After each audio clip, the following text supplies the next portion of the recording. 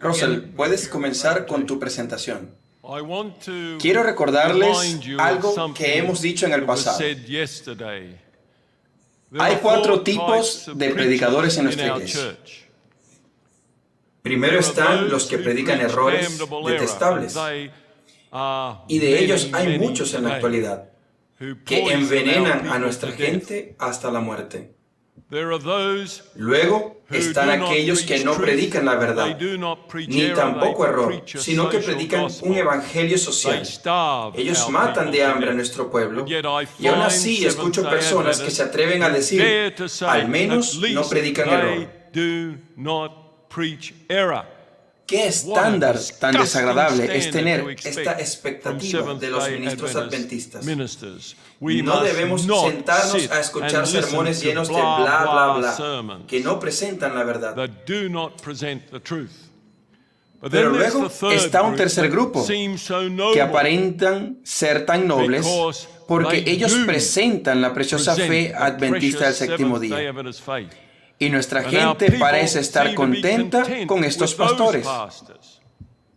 Pero quiero decirles que ellos están muy cortos con respecto a su deber.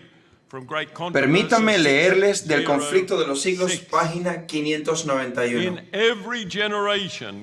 En cada generación Dios envió siervos suyos para reprobar el pecado tanto en el mundo como en la iglesia.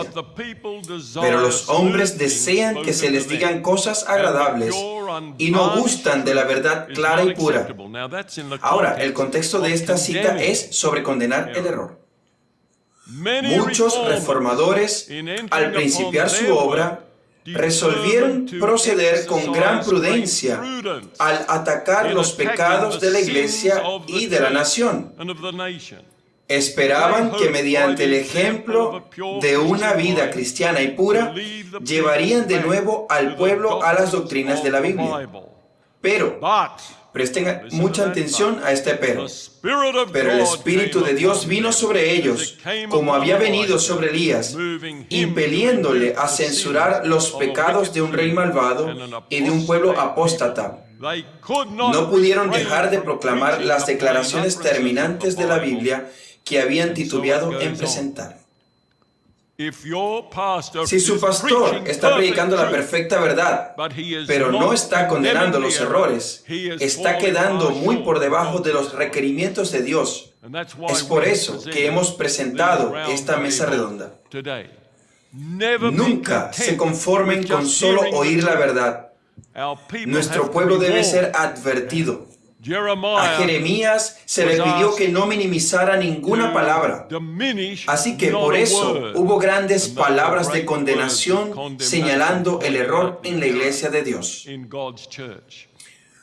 Muchos dicen que hay presentaciones de televisión con estos temas de la verdad. Bien, puede decirse que la escuchamos, y ustedes también. Pero en esas presentaciones no es posible presentar el error, porque se esparcen por todo el mundo. Quiero que ustedes entiendan que no debemos conformarnos solo escuchando la verdad que se presenta, porque gran número de personas de la congregación puede seguir siendo engañada. Quiero avanzar y hablar de cuán rápido estamos dirigiéndonos hacia Roma. Esta es una cita del pastor senior David Vandenberg, pastor experimentado de la Iglesia Adventista del Séptimo Día, en Kettering, Ohio, quien se atrevió a decir esta declaración que fue publicada en el diario de Dayton, 10 de septiembre de 1996. Esta es la dirección en camino a Roma por donde estamos en la actualidad. Esto es lo que dijo este pastor. Le iré citando el texto. Los adventistas reconocen a los católicos como hermanos cristianos. Compartimos con ellos la vasta mayoría de las doctrinas cristianas. Yo digo, entonces compartimos con ellos el estado de los muertos, la verdad del santuario, el bautismo de infantes, la adoración de María, el purgatorio, la evolución, el limbo, oración por los muertos, penitencias, idolatría, canonización de humanos, su domingo, su Eucaristía, la confesión, la Inmaculada Concepción de María, la infalibilidad del Papa, la imposición de la fe mediante la Inquisición, los así llamados 7 sacramentos, el pecado original y la alteración de los 10 mandamientos. Déjenme decirles que apenas he empezado a mencionar una de las pocas diferencias, ¿no creen? De la verdad que nosotros tenemos, esta no comparte ni un solo átomo con los católicos romanos. Y ellos tienen sus sacerdotes que son sus intercesores, y los santos y María. Ellos no tienen un mediador como Cristo. No tenemos el mismo Salvador como lo tiene la Iglesia Católica Romana. Quizás usen los mismos nombres, pero en su caso son demonios. El Dios que presenta la Iglesia Católica Romana es un diablo. El Salvador que presentan es un demonio, y el Espíritu Santo que ellos presentan es un demonio, porque su Espíritu no es el que los guía a toda verdad, sino el Papa. Su infalible Papa es el que los guía.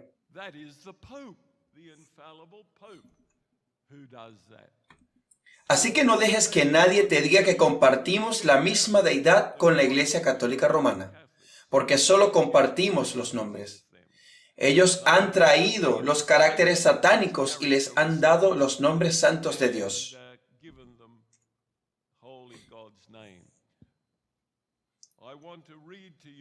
Quiero leerles sobre el tío Arthur.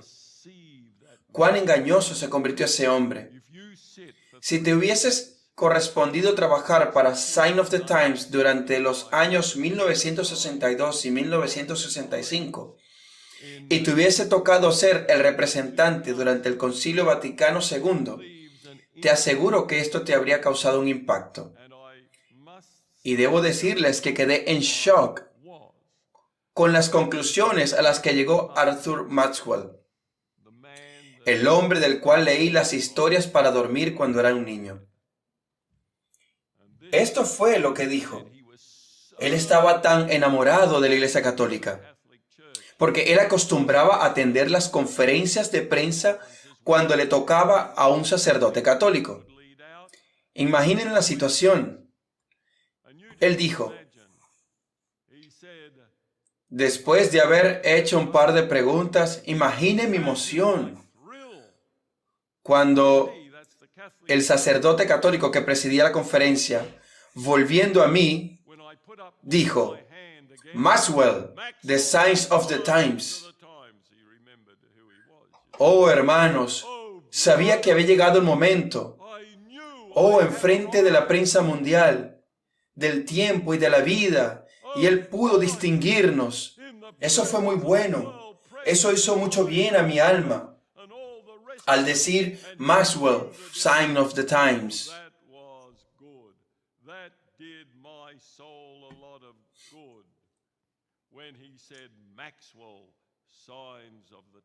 ¿Cuáles fueron las conclusiones de Arthur Maxwell? Debemos repensar nuestro acercamiento hacia nuestros amigos católicos romanos. ¿Cómo podemos rechazar una mano tendida y llamarnos cristianos?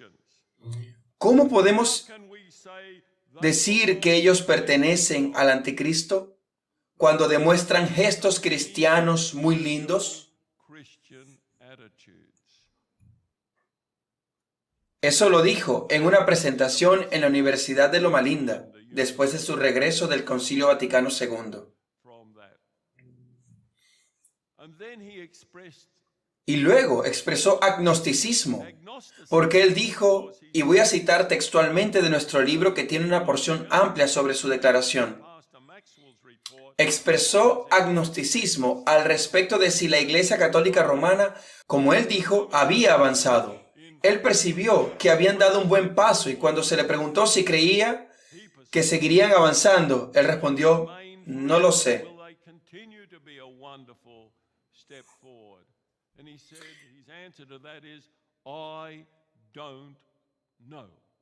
Pero hermanos y hermanas, Russell, Ron Spear y Colin Standish sí lo sabemos. Porque voy a leerles textualmente Apocalipsis 20:10. Dice hablando de la gran conflagración al final del milenio.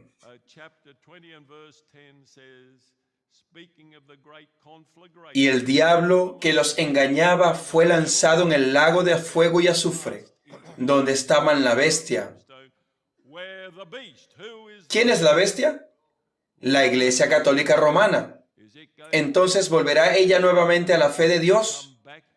No, sino que va a arder con Satanás.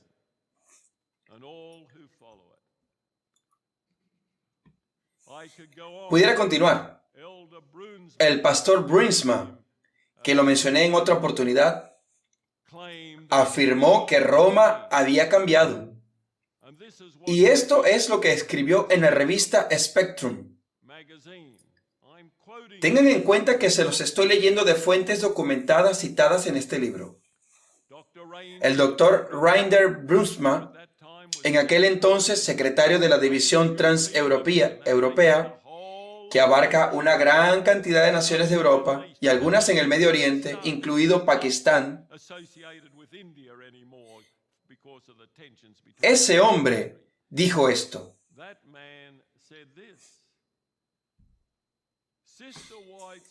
Los principales escritos de la hermana White sobre el catolicismo romano datan de la década de 1880 y 1890.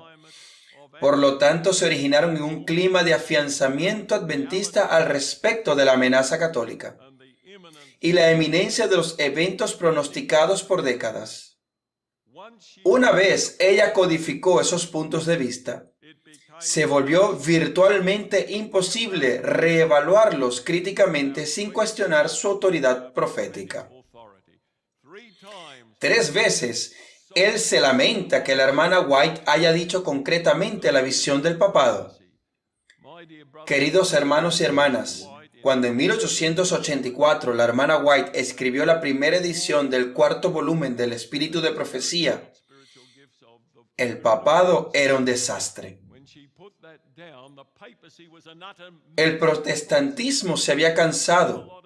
Incluso muchos adventistas habían dejado de decir que el papado tenía el papel principal al final del tiempo, porque el papado estaba totalmente destruido. Giuseppe Garibaldi vino con un ejército y quitó todos aquellos estados papales, y el Vaticano se convirtió en un diminuto suburbio en la ciudad de Roma, en el Reino de Italia. Eran nada, estaban acabados, y toda la cristiandad estaba al día con ello.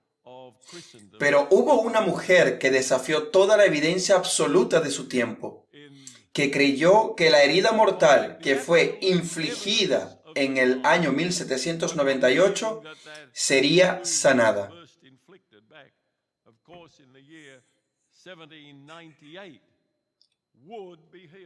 Ni siquiera vivió para ver la sanación de la herida mortal. Pero lo que escribió se ha cumplido hasta hoy, porque hoy el papado es la nación más poderosa en la tierra. No crean ustedes que son los Estados Unidos. Ellos vienen de cerca en segundo lugar, pero el poder está en el papado, porque tiene el mejor y más grande sistema de inteligencia en el mundo. Tiene a los cardenales, y ustedes tienen un gran número de ellos en esta nación, y lo saben muy bien. De hecho, tienen uno aquí en Washington, uno en Nueva York, en Los Ángeles, y pudiera seguir. Y luego tienen arzobispos y obispos, sacerdotes, y su Corte Suprema está llena de católicos. Los también llamados países protestantes del mundo son un desastre.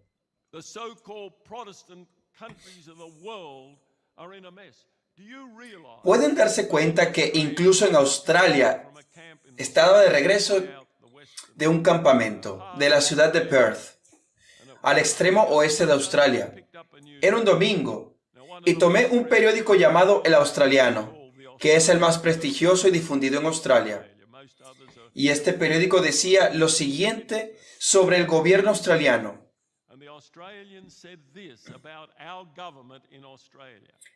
Nuestro primer ministro era anglicano, lo que es equivalente a un episcopal en Estados Unidos. Acostumbramos a llamarle la Iglesia de Inglaterra. El periódico decía esto: en términos simples, el pleno del Partido Liberal, que era el partido regente, que por cierto no es liberal, sino el más conservador, equivalente al Partido Republicano. No olvidemos que hay muchos adventistas que piensan que los partidos de derecha, como el Partido Republicano de Estados Unidos, es una respuesta de Dios. Déjenme decirles que son más bien los partidos que nos llevarán a las leyes dominicales. Habiendo dicho esto, el diablo puede usar estos partidos y también a los partidos de izquierda, pensamiento liberal. De cualquier manera, o será el uno o el otro, o ambos, muy probablemente. Volviendo al hilo, el periódico decía esto: en términos simples, el pleno del Partido Liberal, con esto se refiere a la totalidad de los miembros de la Cámara Representativa más los representantes del Senado.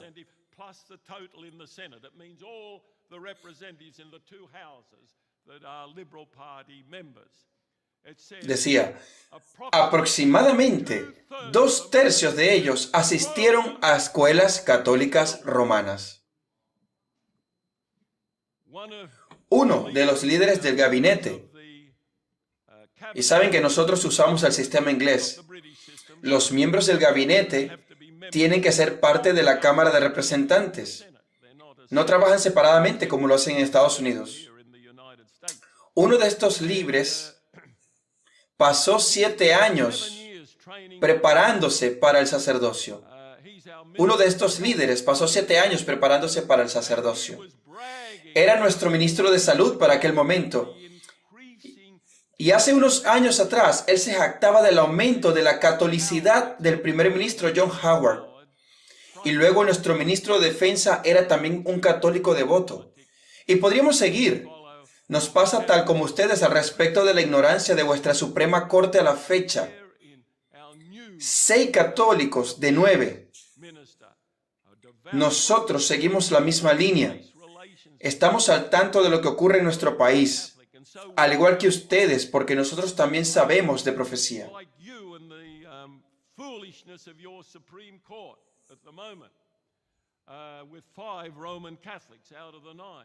You see, we do follow in Australia, at least a few of us do, what's happening in this country because we know prophecy.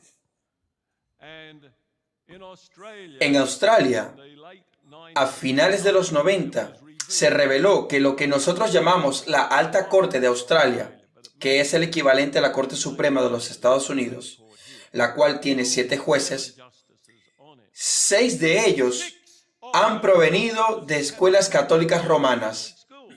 Ahora, eso no es coincidencia. Déjenme decirles que el servicio público, el judicial, el cuerpo legislativo en Australia están controladas por católicos romanos, aunque son minoría de lejos en nuestro país.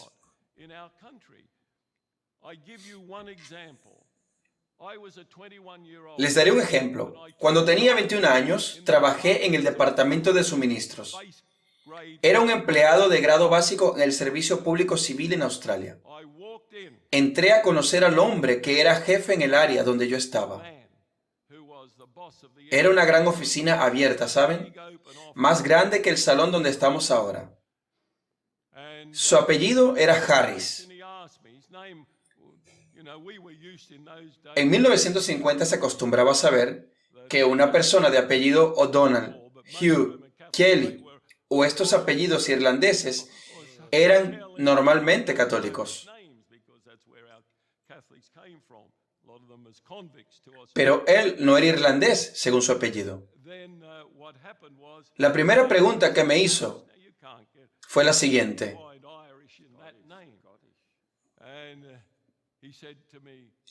¿A qué colegio asististe?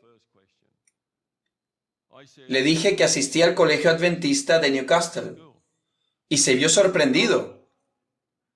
And about Y desde unos 3 escalones arriba de donde él estaba, el director del departamento, un hombre de 50 años, se levantó y dijo, he said, ¿escuché bien? "Did I hear right? ¿No eres un Mick?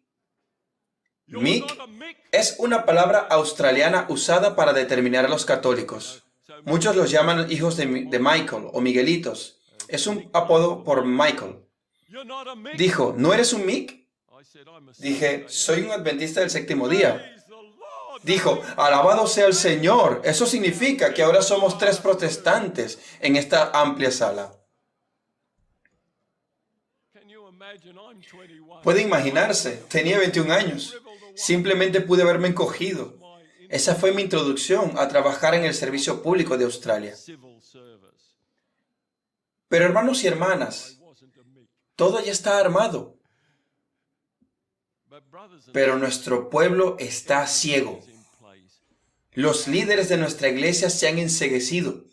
The leaders of our church Podría seguir y seguir. are blind. Hay muchas evidencias de que estamos ciegos acerca del catolicismo. Evidence Y ahora los estamos proclamando desde las montañas. Catholicism, and we are now praising it to the hills. ¿Se dieron cuenta que en Australia, That cuando murió el Papa Juan Pablo II, el 2 de abril del año 2005, died on the el editor de nuestra casa editora del Sur Pacífico a little after that tuvo una oración por los católicos? record, that's our Ahora, paper, no me malentiendan, South Pacific, es válido orar por los católicos, porque son gente buena y para que el Señor los traiga a la gloriosa luz de la fe. for Roman Catholics that En eso no hay nada malo. good people, and they have some good people in there.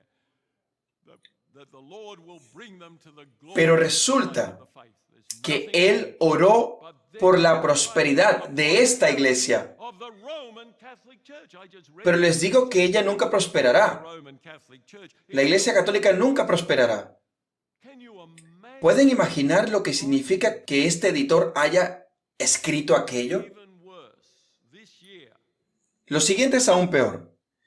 El año 2006 in the South, tuvimos una editorial en el Registro del Pacífico Sur. I think I mentioned it. It was reviling against Creo que lo he mencionado antes.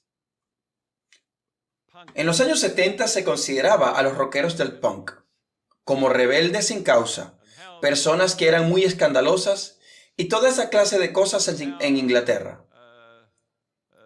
They Este editor escribió poco tiempo después de la muerte del Papa Juan Pablo II lo siguiente: and he then wrote a little later. de la manera como considero a mi Dios, As creo que Él es un punk. I believe he is a punk.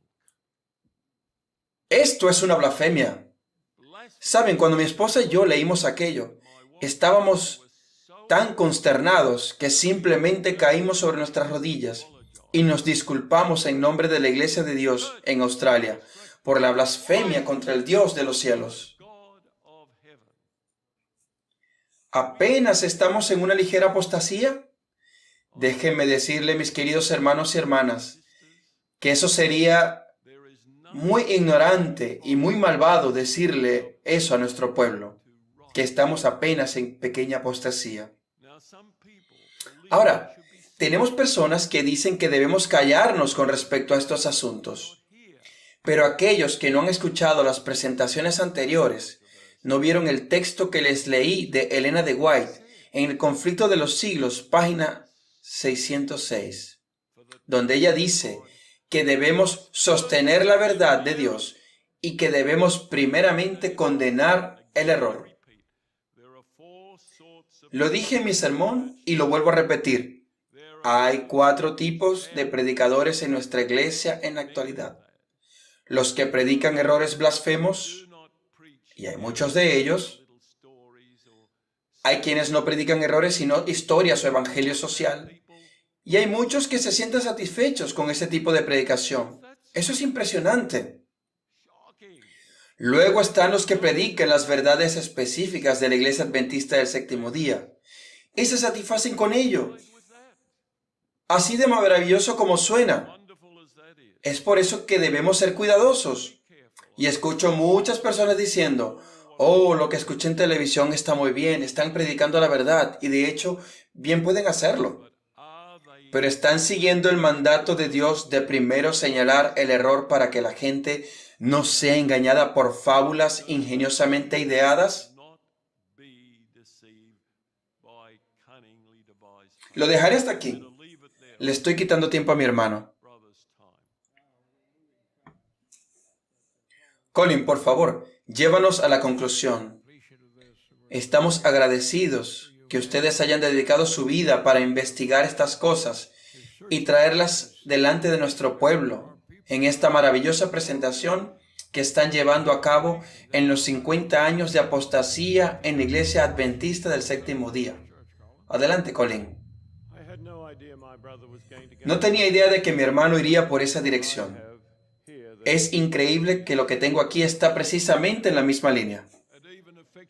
Eso es lo que pasa cuando tenemos los mismos genes, puesto que afecta a tu cerebro. Creo que el Espíritu Santo se mueve a su manera. Voy a leer una declaración bien conocida del tomo 5 de Testimonios para la Iglesia, página 426. Cuando el protestantismo extiende la mano a través del abismo para asir la mano del poder romano, cuando se incline por encima del abismo para darse la mano con el espiritismo, cuando bajo la influencia de esta triple unión, nuestro país repudie todo principio de su constitución como gobierno protestante y republicano y haga provisión para la propagación de las mentiras y seducciones papales, entonces sabremos que ha llegado el tiempo en que se verá la asombrosa obra de Satanás y que el fin está cerca. Estamos en ese tiempo en la actualidad, donde nuestro gobierno está inclinándose por encima del abismo. Ni siquiera sé por dónde empezar. Fue sorprendente cuando un presidente bautista de los Estados Unidos fue a Roma a reverenciar al Papa. Y eso fue lo que hizo Jimmy Carter durante su administración. Pero esta situación empeoró durante el mandato de Ronald Reagan. Y como mencionamos hace un momento, no importa quién esté, sea demócrata o republicano. Es decir, ambos van en la misma dirección. Y mencioné anteriormente que existen archivos papales en el liderazgo de este país, archivos papales en Gran Bretaña, en Australia. Claro, cada uno de ellos tiene líderes protestantes. Porque si los católicos quieren llevarse bien con un país, colocan a un protestante como presidente o primer ministro, pues harán un trabajo ampliamente mejor que un católico en conducir el carruaje, porque temen perder el voto católico. Ese es el asunto. Temen perder el voto católico. Y ahora, quiero dirigirme a los que están presentes aquí. Es posible, y quizás muy probable, que muchos de ustedes en el segundo mandato de Bush hayan votado por él, especialmente si son blancos. Hermanos y hermanas, seré muy franco. Si ustedes son blancos y votaron probablemente por Bush, son como la vasta mayoría de los adventistas en Estados Unidos. Quedé impactado que uno de los hombres más finos que he conocido, líder de la verdad presente, me dijo que votó por George Bush. Le dije, mejor es que te arrodilles y te arrepientas de eso, hermano. Arrepiéntete.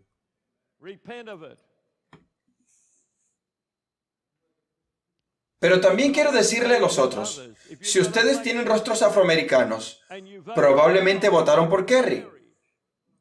Estoy dejándolo claro, hermanos y hermanas.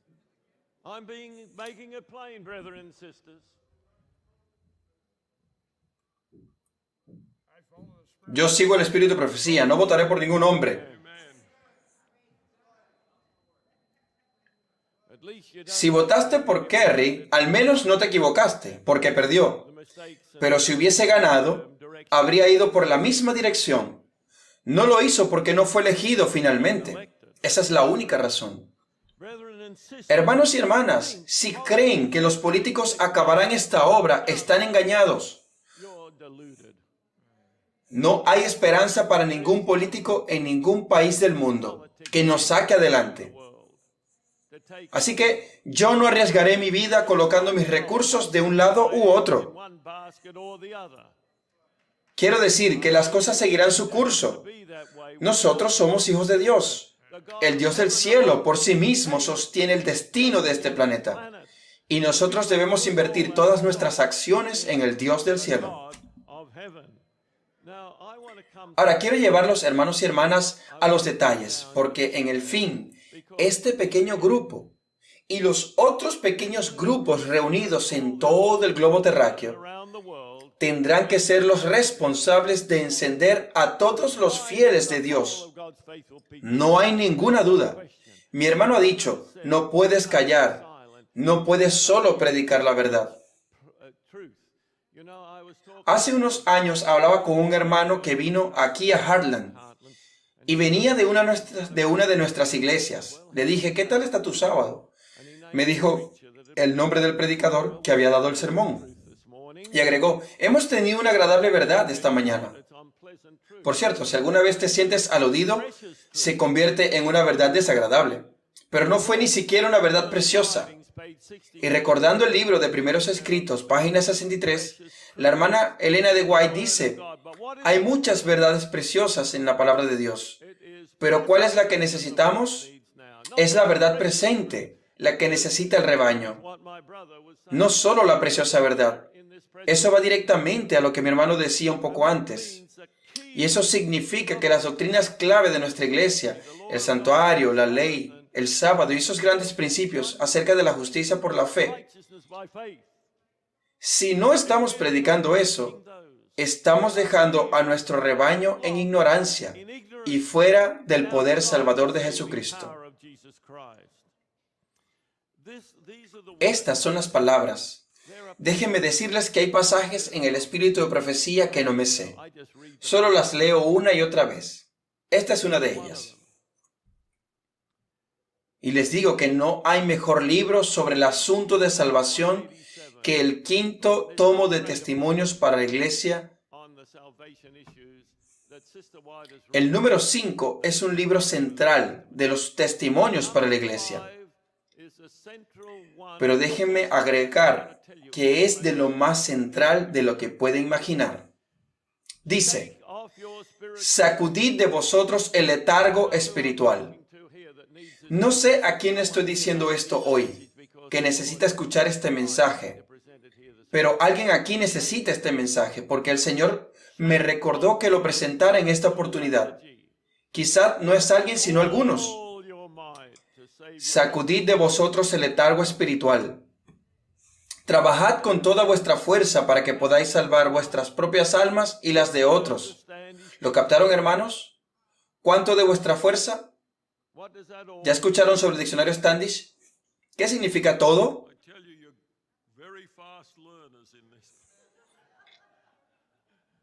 Trabajad con toda vuestra fuerza para que podáis salvar vuestras propias almas y las de otros. Ahora no es el tiempo de decir paz y seguridad.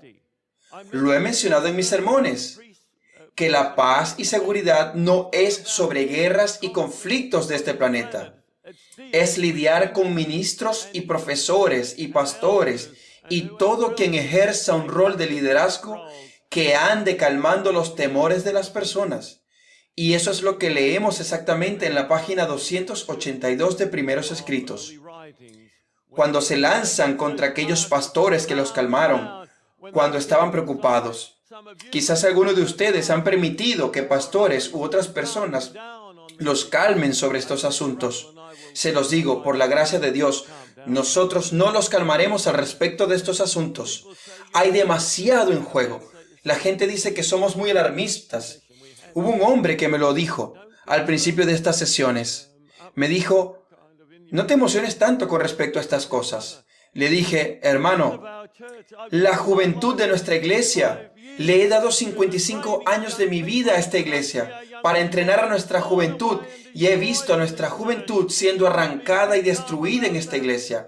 ¿Y me pides que me mantenga en calma?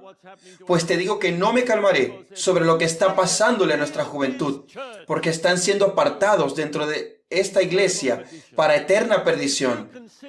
Si consideras bien a tu iglesia y viendo que los niños y jóvenes están siendo apartados de esta iglesia, entonces no estás calificado para ser llamado adventista del séptimo día.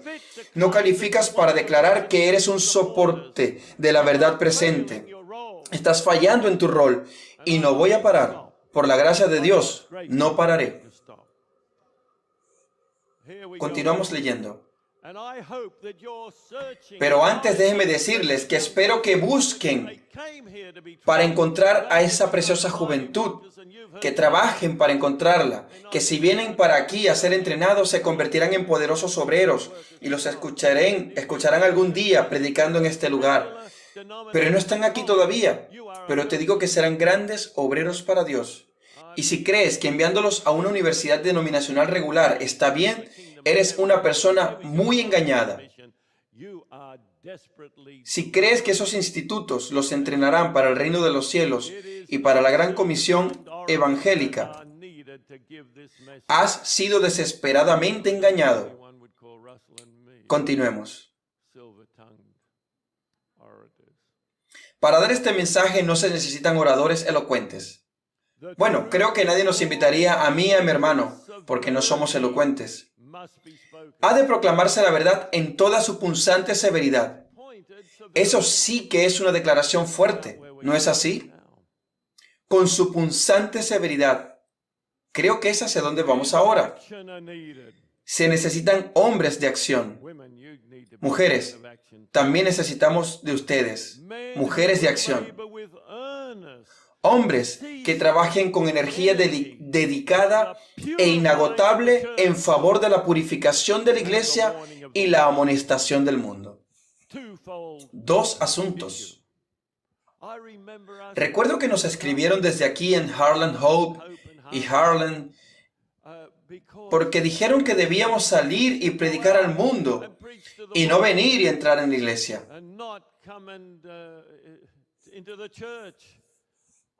Tengo una comisión de Dios para trabajar por la purificación de la iglesia y amonestar al mundo. Tenemos dos comisiones. Eso es lo que le dije a nuestros líderes.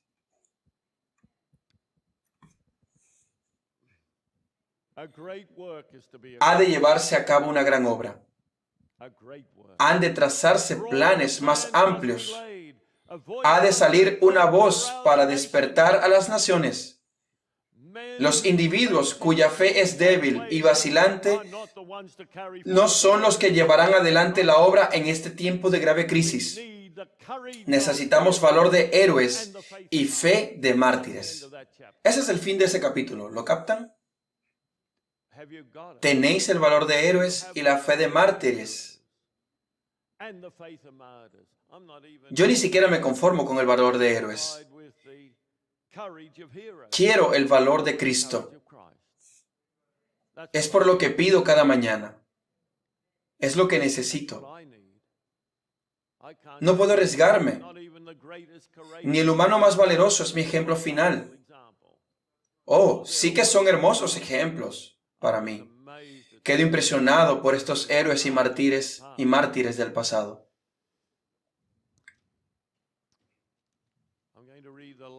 Voy a leer la última petición de Elena de White, o casi la última petición de Elena al respecto del sellamiento.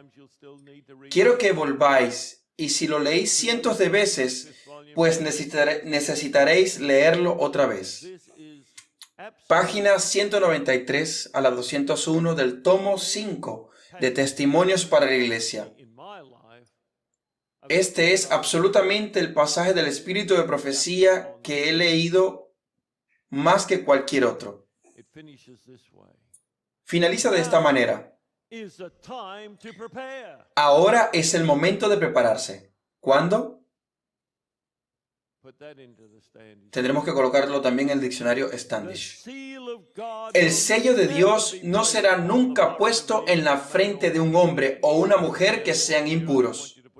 ¿Hay algún hombre o mujer que sea impuro aquí presente? No quiero que levante su mano. No quiero que se declare. Pero si aquí hay algún hombre o mujer que tiene una vida impura, disfrazado de adventista del séptimo día, si hay alguien en la congregación que sabe que su vida es impura, les leeré esto otra vez. No será nunca puesto en la frente de un hombre o una mujer que sean impuros. Impureza. Olviden que recibirán el sello de Dios, pero escuchen, el poder de la diaria rendición, momento a momento de vuestra voluntad a Cristo les dará victoria. Sí, seréis tentados, quizás en impureza. Oh sí, pero la tentación no es pecado. Es ceder a la tentación lo que es pecado. Algunas veces las personas sienten que no han sido vindicadas, pues tenemos un capítulo entero sobre la tentación, sobre qué es y qué no es. Algunos sienten que si son tentados a hacer algo malo o tener pensamientos impuros, ya son impuros. Dependerá de qué vas a hacer. ¿Lo has expulsado en el nombre de Jesús para que ahuyente a Satanás de ti? De eso depende. Nunca será puesto sobre la frente de seres humanos ambiciosos y amadores del mundo.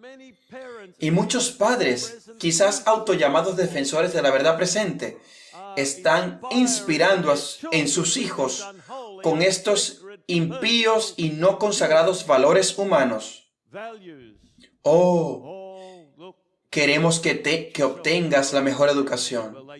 Pues sí que necesitan una mejor educación. Tráiganos aquí para que tengan la mejor educación, la educación de Dios. Pero no necesitan una educación mundana. Los adventistas son ambiciosos.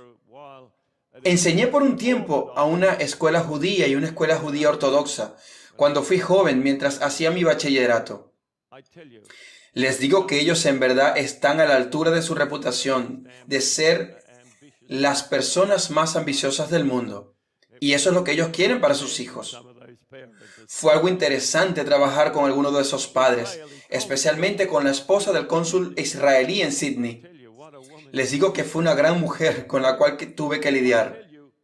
Pero déjenme decirle que los adventistas no están en segundo lugar detrás de los judíos en ambición.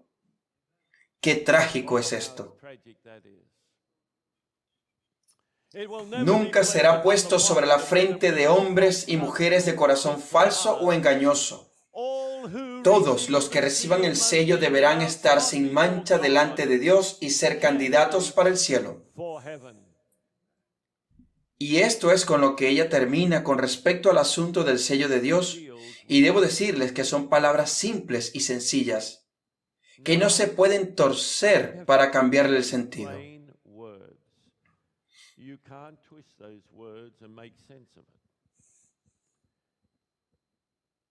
Hemos dicho bastante sobre la victoria sobre el pecado. Hemos hablado bastante sobre la rendición de nuestra voluntad a la de Cristo, la rendición total, del poder de ser limpiados de toda injusticia. Y Dios nos está llamando, hermanos y hermanas, en esta hora de los malvados en el mundo y en la iglesia, para que seamos hermosos, agua pura, literalmente, que sale del estanque turbio. Estamos en un estanque sucio, este mundo, esta iglesia, pero podemos ser ese lirio de agua pura que se levanta de la oscuridad en el mundo y dentro de la iglesia y mostrar la pureza de carácter de Cristo en nuestras vidas.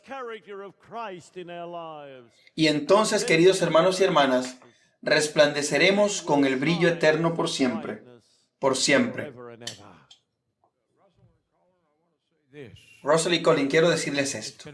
Ha sido una experiencia gloriosa para un servidor que ha estado en el ministerio más de 50 años, el ser parte de esto. Oro al Señor para que esto inicie el clamor de medianoche para el mundo. Es hora.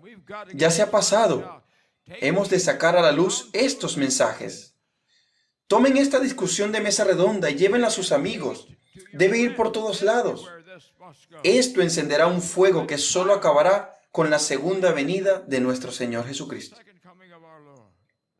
Amén. Eso espero. Russell, ya es hora de cerrar. Antes de la oración, ¿quieres decir algo?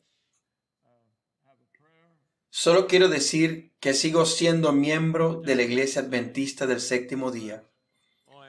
Y quiero animarlos a ustedes también. Yo no renunciaré a darle la Iglesia Adventista del Séptimo Día a gente infiel. Quizás no sea el miembro más respetado de la Iglesia Adventista del Séptimo Día, pero creo que mi Señor fue el miembro más fiel de la Iglesia de Dios. Yo no he alcanzado en lo más mínimo su fidelidad, pero quiero ser fiel a su iglesia. Pero una cosa he propuesto en mi corazón por la gracia de Dios: orar por cumplirlo. Pero si fuera un asunto de negar mi fe por mantener mi membresía, rápidamente renunciaría a ella. Y déjenme recordarles sobre el hombre ciego que Cristo sanó y sus padres infieles. Ellos sabían que Cristo lo había sanado, pero cuando se les preguntó de parte del Sanedrín quién lo había hecho, dijeron una total mentira. Y la Biblia dice en Juan 9 que lo hicieron porque los judíos dijeron que cualquiera que confesara a Cristo sería echado de la sinagoga. En otras palabras, perderían su membresía. Esos padres retuvieron su feligresía, pero no confesaron a Cristo. Perdieron su vida eterna.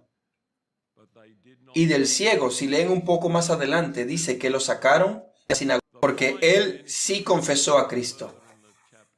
Él fue desfraternizado, no porque lo haya elegido. En cambio, sus padres sí retuvieron su feligresía. Pero ¿quién de estos dos grupos está listo para ir al cielo? El que fue expulsado porque confesó a Cristo. No lo olviden. No vendan su alma por un asiento en la iglesia. Padre Celestial, qué privilegio es estar con el pueblo de Dios en esta santa y sagrada convocación. Señor, Colin y yo hemos hablado muy francamente porque tenemos una carga por tu iglesia, por tu pueblo. Tenemos una carga por nuestra propia alma, porque qué trágico sería que prediquemos estos temas y seamos expulsados. Nuestra responsabilidad se volvería aún mayor. Somos conscientes de ese hecho. Te agradecemos por la continuidad en la fe del pastor Spear, con 82 años de edad. Qué gran ánimo ha sido para nosotros en todos estos años. Pero no es para el pastor Spear o ningún otro pastor al que miramos, sino a nuestro Señor y Salvador Jesucristo. Y oramos de que siempre nos tomes en tus brazos cariñosos y que nos corrijas donde te hemos fallado y lleves nuestra atención a aquello que debe ser removido para que no haya ninguna mancha en nuestro carácter. Y oramos para que sea así para todo tu pueblo, a todos los que han asistido a esta santa convocación, la 19ª de ellas, en estas tierras que a los ángeles y al Santo Espíritu les encanta pisar. Lo pedimos en el santo nombre de nuestro Salvador. Amén. in our Savior's holy name. Amen.